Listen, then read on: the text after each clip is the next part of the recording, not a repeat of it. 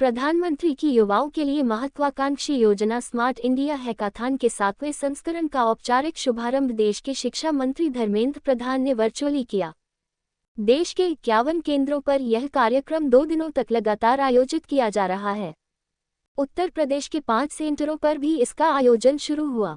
लखनऊ के इंटीग्रल विश्वविद्यालय में आयोजित इस कार्यक्रम में देश भर के लगभग 120 छात्र हिस्सा ले रहे हैं, जो विभिन्न मंत्रालयों द्वारा दी गई समस्याओं के निदान के समाधान के लिए सॉफ्टवेयर और हार्डवेयर की कोडिंग कर रहे हैं।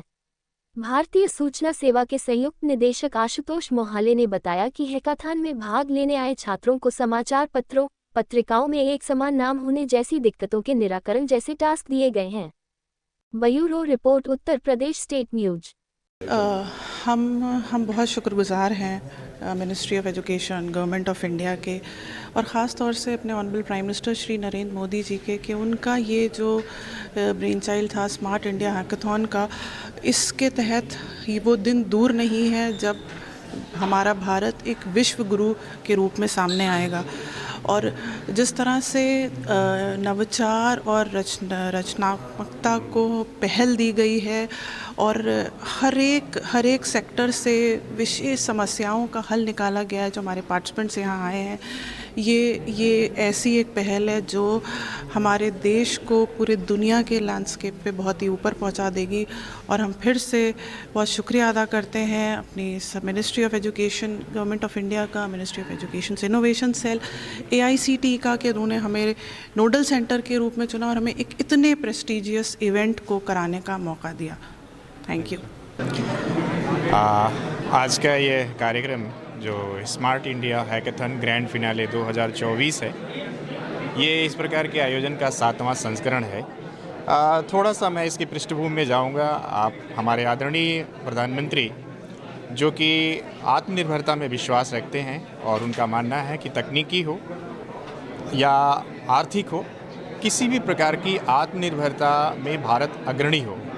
हमें अन्य राष्ट्रों पर, विश्व के किसी भी अन्य राष्ट्र पर किसी भी आवश्यकता है तो निर्भर ना होना पड़े। सामाजिक आवश्यकताएं बहुत सारी हैं, बहुत सारी चुनौतियां हैं, और चुनौतियों का समाधान हमारा मानना है कि तकनीकी के माध्यम से बहुत सारी चुनौतियों का, जैसे भूतकाल में हम देखें जो स्वास्थ्य संबंधित समस्याएं थीं या खाद्य समस्याएं थीं, सब में तकनीकी का उपयोग करके ही उनका समाधान किया गया है। जैसे अगर स्वास्थ्य की समस्याओं पे मैं प्रकाश क्या डालूं, हम सभी अवगत हैं कि तकनीक जैसे हमारा तकनीकी विकास हुआ, स्वास्थ्य समस्याएं जो है वो विलुप्त होती गई और स्वास्थ्य की स्थिति भारत की बहुत अच्छी हुई है। खाद्य स्थिति भी, जब खाद्यान्न संकट हुआ था, तब भी हमने तकनीकी की सहायता से तकनीकी की मदद ली और खाद्यान्न समस्या को, तो ये तो कुछ छोटे उदाहरण थे।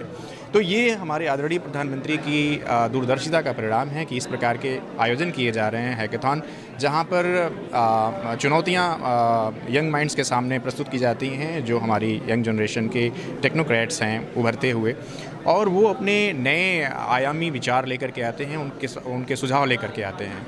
इस कार्यक्रम में आज मैं अखिल भारतीय तकनीकी शिक्षा परिषद का प्रतिनिधित्व कर रहा हूँ, क्योंकि मुख्यतः जो शिक्षा मंत्रालय के अधीन जो मिनिस्ट्री का इनोवेशन सेल है, वो हमारे अखिल भारतीय तकनीकी शिक्षा परिषद के कार्यालय में स्थित है, और इसकी अध्यक्षता भी हमारे उपाध्यक्ष महोदय डॉक्टर अभय जेरे जी कर रहे हैं। BM तिवारी, मैं सहायक निदेशक हूँ अखिल भारतीय तकनीकी शिक्षा परिषद में। एक तो चेंज एजुकेशन में जिस तरह की सारी विधाओं में चेंज हो रहा है, एजुकेशन में भी बहुत चेंज है, और अब जो प्रयोगशाला हैं और क्लासरूम्स हैं वो आपस में मर्ज हो गए हैं। आप जानते हैं कि इस समय छात्रों को जो टेक्नोलॉजी है वो अपने उसके मोबाइल पे 2-2 मिनट के, 3-3 मिनट के टिकटॉक वीडियोस के रूप में बहुत सुलभ उपलब्ध है। इतना इन्फॉर्मेशन है, लेकिन क्या इन्फॉर्मेशन छात्र को पढ़ना है और क्या नहीं पढ़ना है, यहाँ पे शिक्षक का एक बहुत महत्वपूर्ण रोल है। इस तरह के इवेंट जो honourable prime minister our Narendra Modi ji ने स्टार्ट किए हैं, उससे एक नेशनल मूवमेंट बना है, जिससे छात्रों को इनोवेशन के लिए सजग हुए हैं। सभी यूनिवर्सिटी में, सभी कॉलेजेस में इनोवेशन पे काम हो रहा है, और इससे प्रेरित होकर के छात्र जो हैं कलेक्टिव रूप में इनोवेशन के लिए, प्रॉब्लम सॉल्विंग के लिए टेक्नोलॉजी के माध्यम से कार्यरत हैं। Thank you sir.